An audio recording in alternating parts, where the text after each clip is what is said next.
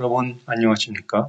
지난 강의에서는 교과서 거시경제학이 현실 세계의 거시경제 현상을 이해하는 데 얼마나 중요한지에 대해 설명했습니다.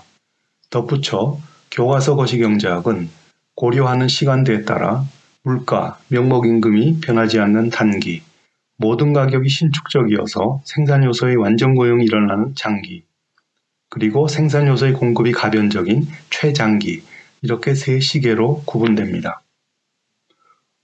오늘은 제2장 국민경제의 구조와 측정입니다. 한 나라의 거시경제를 이해하기 위해서는 우선 국민경제의 흐름에 대한 이해와 함께 그 나라 거시경제 현황을 나타내는 중요한 지표들이 어떻게 측정되는지, 그리고 측정된 지표가 과연 현실을 얼마나 제대로 반영하는지에 대한 이해가 필요합니다. 먼저 유념할 것은 모든 거시경제 지표는 인위적으로 만든 것이기 때문에 흠이 없을 수 없다는 사실입니다. 소득, 물가, 고용, 생산성과 같은 주요 거시경제 지표가 하나가 아닌 것은 어느 한 지표에 의존할 때 자칫 오류를 범할 수 있기 때문입니다. 먼저 국민경제의 순환을 설명하겠습니다. 순환이라는 단어에서 연상할 수 있듯이 국민경제는 하나의 생태계로 비유될 수 있습니다. 반복합니다만 거시경제의 균형은 국민경제의 안정적인 상태를 말하는 것이며, 안정적인 상태는 국민경제를 경제 생태계로 인식할 때 쉽게 이해될 수 있습니다. 우선 가계와 기업이라는 두 경제 주체만 존재하는 가장 기본적인 국민경제 순환을 생각해 보겠습니다. 가계는 기업의 노동과 자본과 같은 생산 요소를 공급하고 그 대가로 임금과 자본소득과 같은 요소소득을 받아 다시 기업이 생산한 생산물을 소비하는 데 지출합니다. 여기서 구체적으로 어떤 생산물인지, 어떤 유형의 노동인지, 즉 그것이 숙련 노동인지 또는 미숙련 노동인지, 마찬가지로 어떤 자본인지를 따지는 것은 의미가 없습니다. 가계와 기업도 마찬가지입니다. 모두 동질적이라고 가정합니다. 국민경제의 생태계는 가계가 생산요소 시장에 생산요소를 공급하고 기업은 생산요소를 고용해 생산물 시장에 생산물을 가계에 공급함으로써 조성됩니다. 그런데 이 생태계는 두 흐름이 있습니다. 하나는 초록색으로 표시된 생산요소와 생산물의 실물 흐름, 그리고 다른 하나는 주황색으로 표시된 돈의 흐름입니다. 돈의 흐름이 실물 흐름과 반대인 것은 가계가 생산 요소를 제공한 대가로 기업으로부터 돈을 받고 기업은 생산물을 공급한 대가로 가계로부터 돈을 받기 때문입니다. 이 생태계의 경제활동 수준을 가늠을 하기 위해서는 실물과 돈의 흐름의 규모를 측정해야 합니다. 쉽게 말하자면 A에 계량기를 설치한다면 기업의 생산활동은 생산물 시장에 공급한 생산물의 양을 측정할 수 있습니다. 그리고 B의 계량기를 설치할 때 가계가 얼마나 벌어들일 수 있는지를 알 수 있으며, C는 가계가 얼마나 소비활동에 지출했는지를 보여줍니다.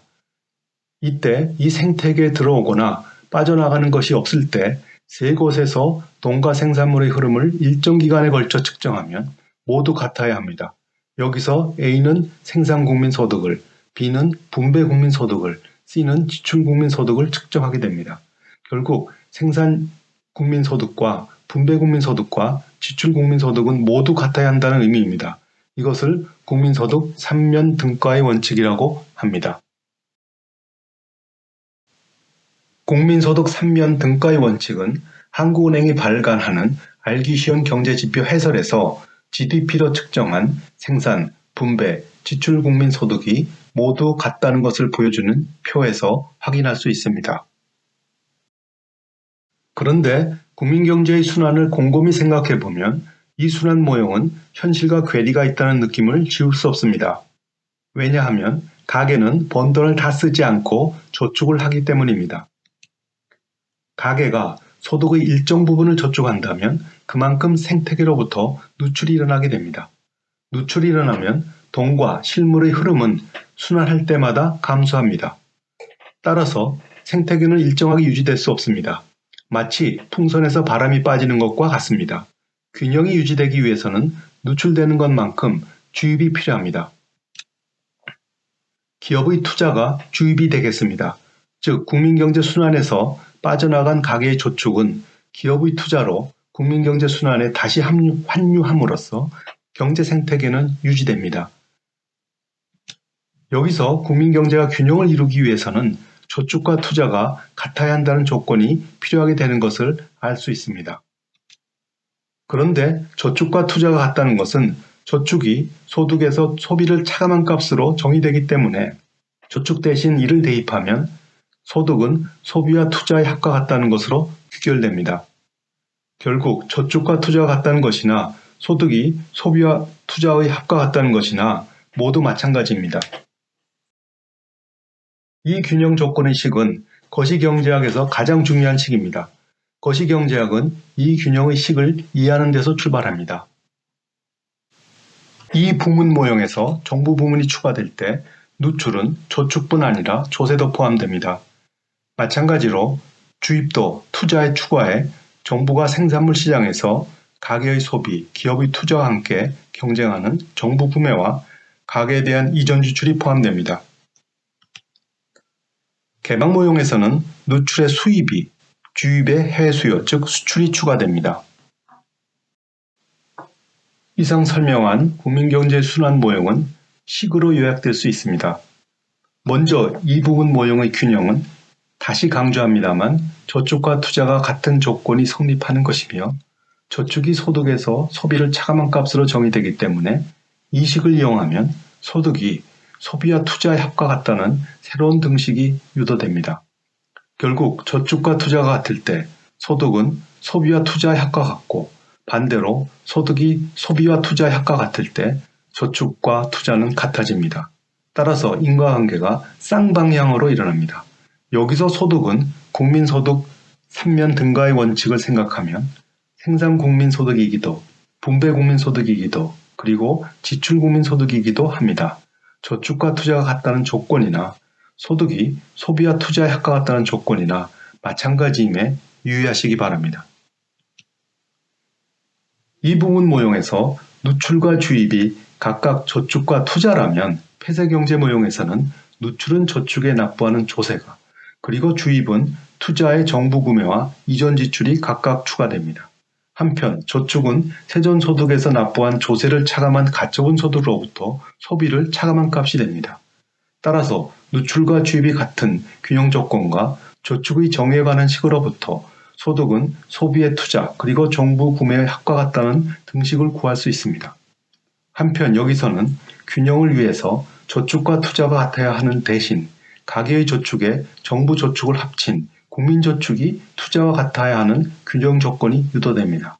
정부 저축은 조세 수입에서 정부 구매와 이전 지출을 차감값으로 정의됩니다. 이 부분과 마찬가지로 국민저축과 투자가 같아야 하는 균형 조건은 소득이 소비와 투자 그리고 정부 구매와 합한 값과 같은 등식으로 귀결되어 하나의 등식이 성립할 때 반드시 다른 등식도 성립하게 됩니다. 마지막으로 개방경제 모형에서는 경제 개방에 따라 발생하는 수입을 누출에, 수출을 주입에 추가한 균형 조건이 유도됩니다. 이 균형 조건은 국민저축이 투자와 수출에서 수입을 차감한 값인 순수출의 합과 같은 것으로 표시됩니다. 그리고 이 조건은 소득이 소비, 투자, 정부 구매, 그리고 순수출의 합과 같다는 것과 다름이 없습니다. 여기서 저축과 투자는 경제학 용어입니다. 저축은 가처분 소득에서 소비를 차감한 잉여를 말합니다. 은행에 저축했다와 같이 우리가 일상생활에서 말하는 저축이 아니라는 것을 강조합니다. 투자는 물적 자본에 대한 투자인 설비 투자와 건설 투자, 그리고 지식 자본에 대한 투자로서 연구개발과 컴퓨터 소프트웨어와 같은 지식재산 생산물 투자의 합인 고정 투자와 재고 투자로 정의됩니다. 그러므로 저축한 예금으로 주식을 투자했다는 말은 포트폴리오를 예금이라는 안전자산에서 위험자산으로 재구성했다는 의미입니다. 10년간 저축에 모은 돈과 은행에서 받은 대출을 합쳐 부동산에 투자한 것도 마찬가지입니다. 또 하나, 여러분이 아셔야 할 것은 저축은 가게만을 하는 것은 아니며 투자 역시 기업만 하는 것은 아닙니다. 왼편 그림은 총저축에서 차지한 경제주체별 구성 비율을 보여주고 있습니다. 외환위기 후 1999년부터 기업의 저축은 가계 부문을 추월했으며 2000년대에 들어와 50% 이상을 차지하고 있습니다. 반대로 가계부문은 10%대로 하락하였고 오히려 정부보다 그 비중이 낮은 해도 자주 보입니다. 그 이유는 외환위기 후 재무구조를 개선하기 위해 대기업을 중심으로 기업저축을 많이 했기 때문입니다. 또 미국의 다국적 기업인 애플과 같이 국내 다국적 기업도 연구개발을 위한 투자 재원을 확보하기 위해 저축을 많이 했을 수도 있습니다.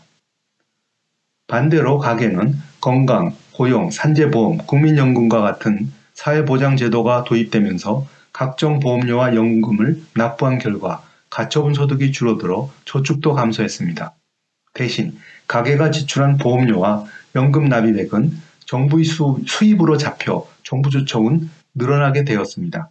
여기서 가계저축의 감소와 정부저축의 증가가 상쇄될 것처럼 보이지만 사회보장제도의 도입에 따라 가계의 예비적 동기에 따른 저축은 분명히 감소했을 것입니다.